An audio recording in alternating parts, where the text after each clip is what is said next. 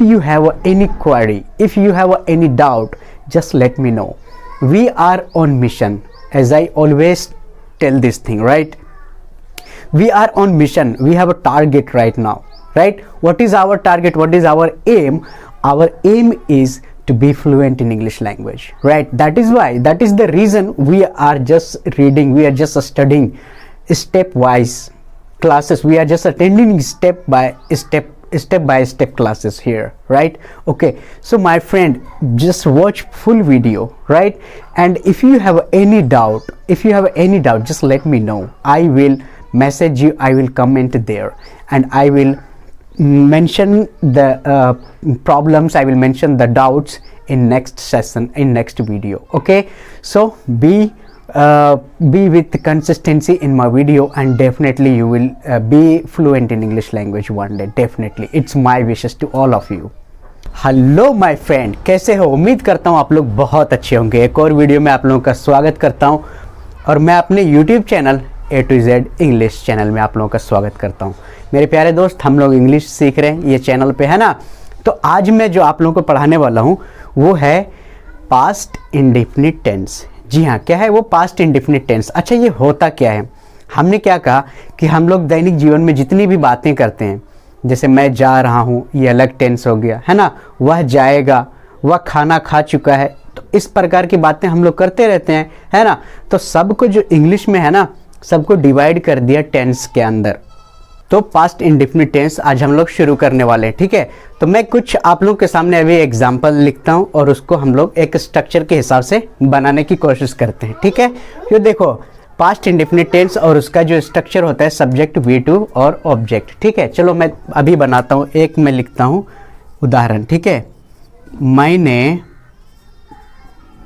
खाना खाया, ठीक है?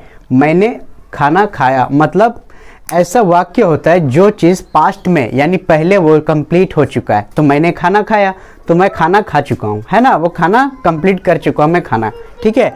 तो अब ये कैसे बनेगा?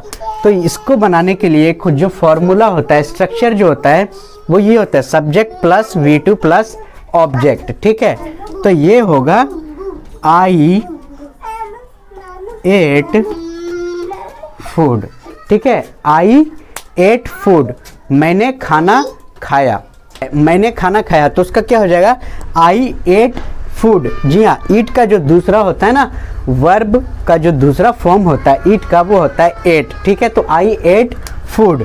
चलो दूसरा लिखता हूँ, मैंने यह किताब पटना में खरीदा। चलो ठीक है ना? देखो, हम प्रीवियस यानी पिछले वक्त के बारे में अभी बात कर रहे हैं कि मैंने यह किताब पटना में खरीदा, मतलब किताब तो मैंने खरीद लिया, लेकिन कहाँ खरीदा? पटना में।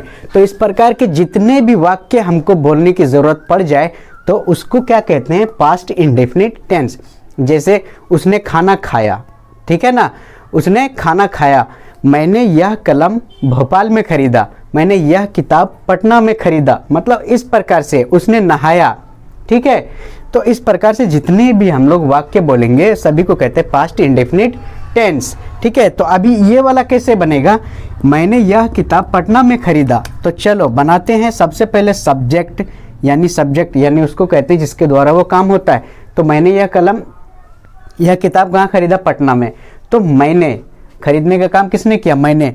तो I bought, बाई का दूसरा जो फॉर्म होता है वो बॉट होता है।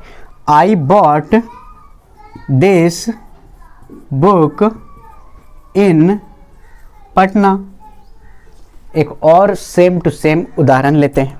चलो तीसरा, राम यह कलम दिल्ली में खरीदा, ठीक है ना? राम यह कलम दिल्ली में खरीदा, मतलब राम जो है वो कलम खरीद चुका है। तो जो खरीद चुका है उस वाले बात को अभी वो कह रहा है, यानी पास्ट में, भूतकाल में, प्रीवियस टाइम में वो तो गुजर गया, लेकिन उसकी बात अभी कर रहा है, ठीक है ना? तो राम यह कलम दिल्ली में खरीदा, तो सब्जेक्ट हो जाएगा राम, बाय का हो जाएगा बॉट, दिस पेन, तो कहाँ खरीदा? इन दिल्ली। क्लियर हो रहा है ना? चलो एक और एग्जाम्पल, मैं अभी आप लोगों के सामने कुछ एग्जाम्पल्स लिखता हूँ और उस सबको साथ में बनाने की पूरी कोशिश करेंगे। चलिए, ये हमने कुछ सेंटेंसेस आपके सामने लिखा है, अभी ये सबको हम लोग बनाएंगे इस स्ट्रक्चर के हिसाब से, ठीक है? देखो, उसने दिल्ली में घर खरीदा, मतलब घर उसने खरीद चुका है ना, और वो अभी हमको बता रहा है, ठीक है? अशोक पटना गया, वो पटना गया था, है ना, लेकिन अभी बता रहा है। हम लोग चाय पिया, हम लोग चाय पिया नहीं, हम लोग चाय पिए, ठीक है? या तो चाय लिया, चाय पी लिए, ठीक है? चलो, राहुल पानी पिया, राहुल पानी पी चुका है लेकिन वो अभी बता रहा है, पिछले वक्त की जो काम उसने किया था वो अभी बता रहा है। तो ऐसे सेंटेंस हम लोग कैसे बनाएंगे? चलिए शुरू करते हैं। उसने दिल्ली में घर खरीदा, तो ही बॉट, बाय का दूसरा होता है फॉर्म बॉट, मतलब खरीदा, है ना? ही बॉट आ हाउस, कहाँ खरीदा? इन दिल्ली, ठीक है? अशोक पटना गया, तो अशोक जाना का गो होता है और उसका दूसरा फॉर्म जो होता है, क्योंकि यहाँ पे दूसरा फॉर्म लगाने बोल रहे हैं ना, तो गो का जो दूसरा फॉर्म होता है वेंट होता है। Ashok went to Patna, to preposition है, ठीक है? चलिए, हम लोग चाय पिए, तो वी टेक का होता है टुक, तो क्या पिए? चाय, क्या लिया भाई? चाय, वी टुक टी, है ना? राहुल पानी पिया, तो हो जाएगा राहुल ड्रैंक, ड्रिंक का होता है ड्रैंक, ठीक है ना? ड्रैंक, तो क्या पिया? वाटर, ठीक है? तो इस प्रकार से ये बनता है। कोई भी डाउट हो पूछना। अभी मैं आप लोगों को एक सिंपल, जो अगर हमारे साथ पास्ट इंडेफिनिट टेंस का सिंपल वाक्य आ जाए तो उसको कैसे बनाते हैं, और अगर वो नेगेटिव रहे तो कैसे बनाते हैं, डिड का इस्तेमाल होगा, ठीक है? वो मैं अभी थोड़ा सा लिखता हूँ और वो भी आप लोगों को समझाता हूँ, ठीक है? चलिए, अभी देखो, ये मैंने कुछ सेंटेंसेस आप लोगों के सामने लिखा, जो एक है सिंपल और दूसरा है नेगेटिव। देखो, जैसे कहेंगे उसने किताब पढ़ा, ये तो ठीक है, अभी हम लोगों ने ऐसे ही बना रहे थे अभी तक, है ना? लेकिन अगर कोई आगे कहेगा कि उसने किताब नहीं पढ़ा, नहीं पढ़ा, यानी वो वाक्य जो हो गया वो क्या हो गया? नेगेटिव। तो क्या वो कैसे बनेगा, है ना? वो कैसे बनेगा? तो चलिए उसको बनाने के लिए सीखते हैं। सबसे पहले उसने किताब पढ़ा, तो ही रीड को ऐसा ही लिखते हैं, लेकिन इसका जो दूसरा फॉर्म होता है स्पेलिंग यही होता है, लेकिन पढ़ते हैं रेड, ठीक है? ही रेड, तो क्या पढ़ा? बुक, ठीक है?